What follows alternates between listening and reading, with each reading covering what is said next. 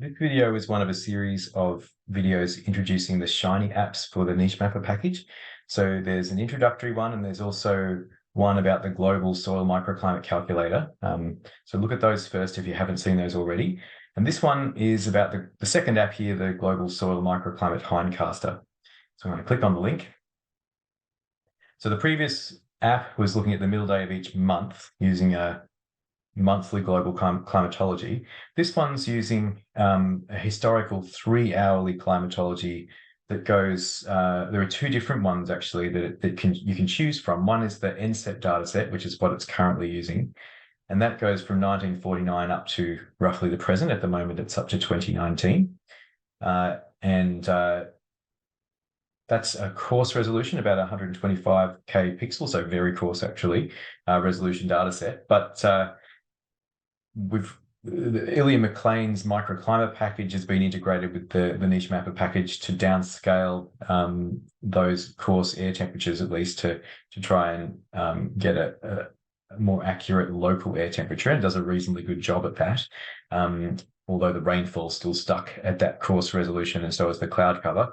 Whereas if you choose the Era 5 analysis, you end up with about a 25 to 30 kilometre square pixel, and it's hourly. But in this case, the data is only available in this app from 1991 to 2021, so a narrow window of time. But both of these data sets are reanalysis data sets that are basically a general circulation model calculation that's running that's calibrated with a whole lot of data of what actually happened in history. So it's a very complete data set that you can then feed into the microclimate models and get historical predictions. Hence, it's called a hindcaster. Okay, so having seen the previous video, you can see that the setup is very similar. You've got the controls on the left-hand side and the plots on the right-hand side. But now you'll notice that the plot is actually showing a lot more. It's actually showing the entire year of hourly predictions of soil temperature at the different depths. We can choose to look at a narrower window. So we can choose to look at just, say, February. Or we can choose to look at a particular day in February. So you can choose between any of the days in February. So if we choose the 5th, that's what we expect would have happened on the 5th of February at this location, which happens to be out in the desert of Namibia. This is the actual location. This is a photo I took of that place.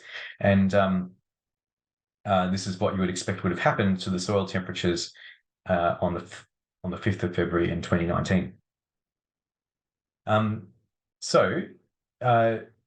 than the fact that you're seeing all the days, there are a couple of other differences to note with this app compared to the previous one. We've got all the above ground microclimatic conditions as before, but also we've got the soil moisture plotted down here. And so this is showing percent soil moisture, and it's showing it at those same depths as you can see the soil temperatures. So we've got very low soil moisture at the surface, and in general, very, very low soil moisture in Namibia. It's a very dry place. This grey bar is a rainfall event. It just rained on one particular day in December in Namibia in 2019, according to this calculation. So I'm just going to go somewhere different. Let's go somewhere in the US. So you can see this map you can choose between the Esri World imagery versus this more cartographic map. If we go up into the mountains of, say, up into the Rocky Mountains somewhere, let's make it so I can see the Rocky Mountains. There's a mountainous place. And so I'm going to use this little marker, choose a location. So now we've changed the location, and I'm going to run the model, and it's going to take a little while. Okay, don't know what happened there. So it downloads the digital elevation model for the location, and then it extracts the NCEP weather data, which takes a little while. And then we'll run the simulation, and it's each hour, it's actually doing the calculation, integrating through time for how the soil temperature is changing through time, how the soil moisture is evolving through time. In the previous app, the global monthly long-term average, the soil moisture wasn't being calculated. It was just being provided by another data set. But in this case, it's actually fully calculating the soil moisture through the different levels of the soil. And so it takes a bit longer. And it's doing it for 2 years, actually. So it does it for the year before the one you asked for. So we asked for 2019, it's also done 2018, and that's to provide a spin up or a burn-in period, if you like, because it starts off with some initial conditions. We don't know what the conditions are. We're trying to calculate them. So it has some assumed initial conditions for soil moisture and soil temperature, and then it has to gradually transition so it's no longer depending on those starting conditions, and we get the actual prediction at the start of January that's more realistic. It would start with no snow otherwise, and the soil moisture would be quite high. But so what we've got is, as before, when we went up into the Himalayas, we've got snow present. We've got snow present through to just after the month of May, and then the snow melts. So you see, in this case, actually in the previous case, there was soil temperatures way below zero, because it was so cold that the phase transition was complete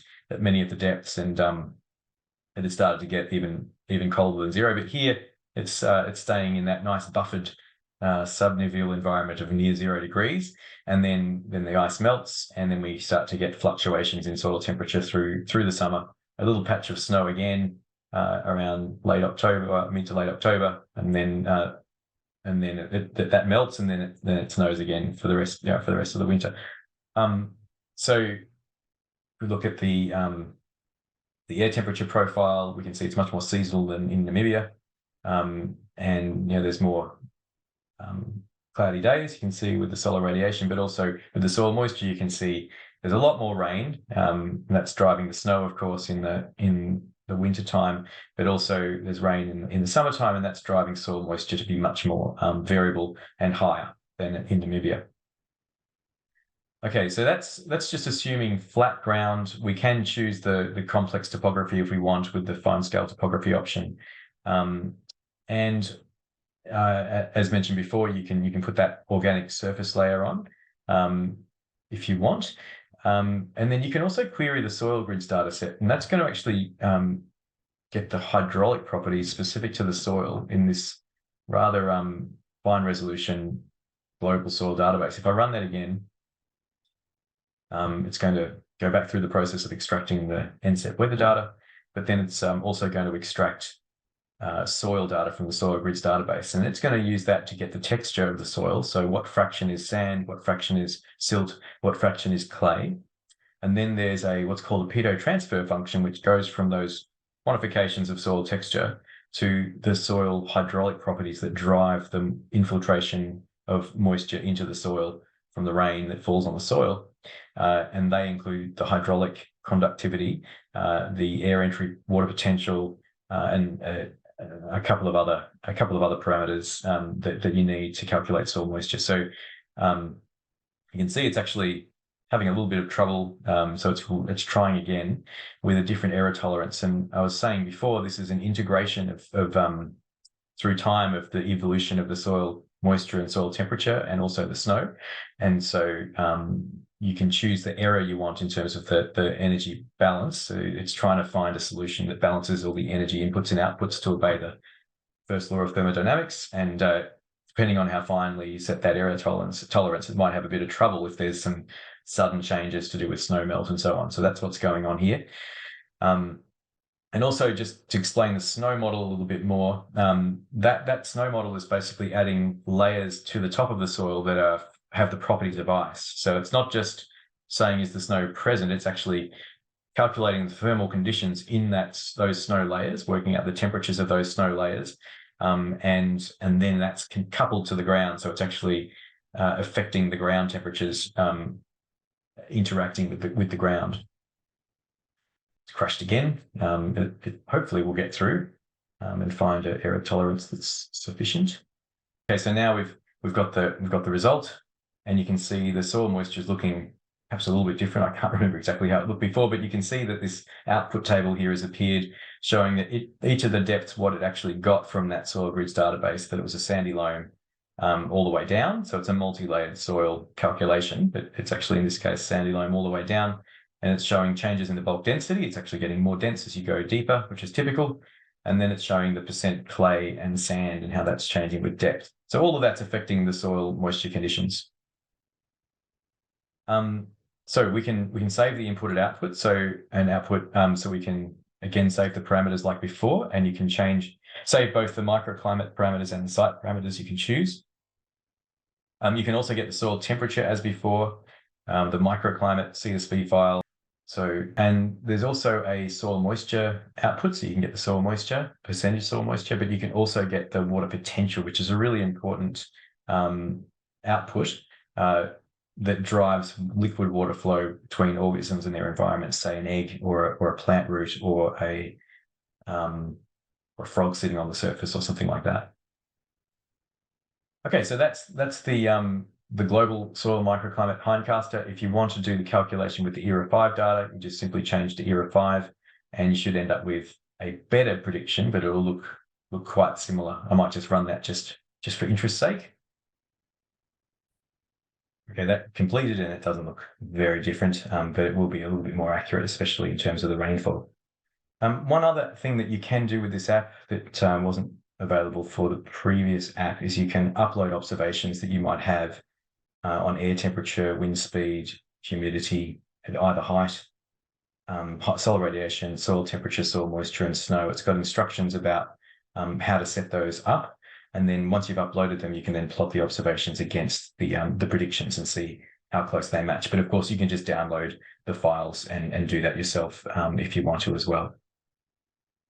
And then finally, if you want to actually run that code that you did do this calculation in R, then you can click Save the R script and it will produce an R script that does everything that this particular simulation did. And that goes for the previous model as well.